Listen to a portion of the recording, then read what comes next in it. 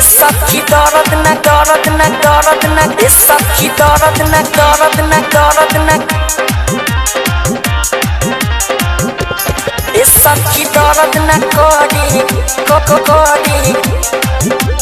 दर्द न करी महादिला भतार खड़े खड़े ए सखी दर्द न करी महादिला भतार खड़े खड़े ए सखी दर्द न करे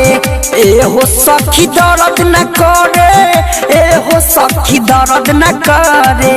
ए हो सखी दर्द न करे ए हो सखी दर्द न करे हमारा संगे बहुते देरे अरे ए सखी दर्द न करे मारिला भतार खड़े खड़े ए सखी दर्द न करे ए सखी दर्द न दर्द न दर्द न करी दर्द न करी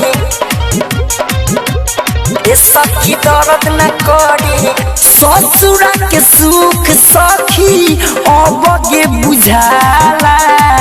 रोज दिन तूरे पियावा जवनिया के ताला जवनिया के ताला ससुरा के सुख सखी अबगे बुझाला रोज दिन तूरे पियावा जवनिया के ताला दूनु फुलावा ना हमरो धरे ए सखी दर्द न करे मारिला भतार खड़े खड़े ए सखी दर्द न करे ए सखी दर्द न दर्द न दर्द न करी दर्द न करी एक लागल टीके उहो तनिको ना फेला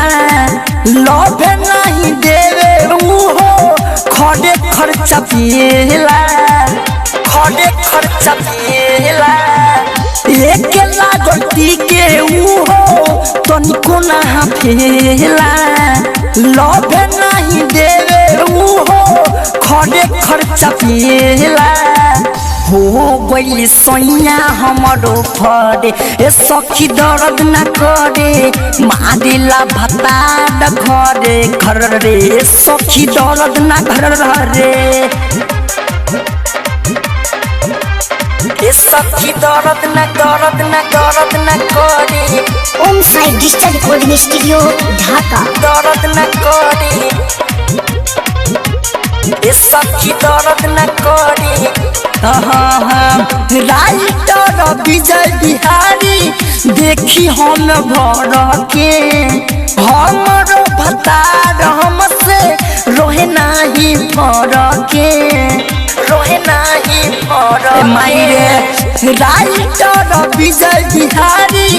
देखी हम भर के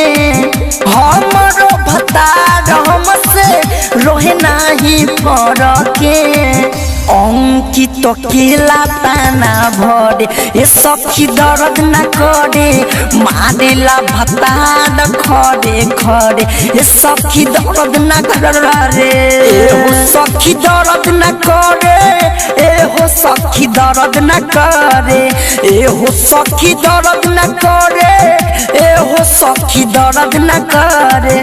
हमारा संगे बहुते देरे अरे ए सखी दर्द न करे